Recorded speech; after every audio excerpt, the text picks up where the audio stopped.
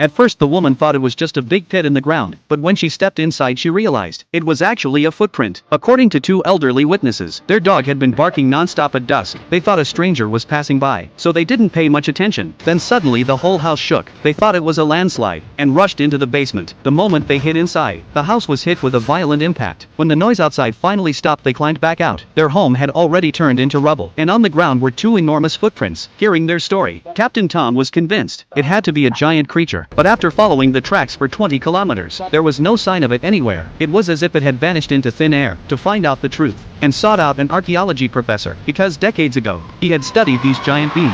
They brought the professor to the place where the monster disappeared. The moment he arrived, he noticed the soil smelled strange, and saw he had found something and followed him. Comparing the terrain with maps he made years ago, the professor realized everything had changed. There was even a new mountain here. Just as they tried to study the maps more closely, the mountain behind them suddenly opened an eye, and felt a chill and turned her head. A massive eye was staring right at them. Before they could react, the mountain itself began to move, transforming into a towering giant. They scrambled onto a helicopter, but in front of the creature, the chopper looked impossibly small.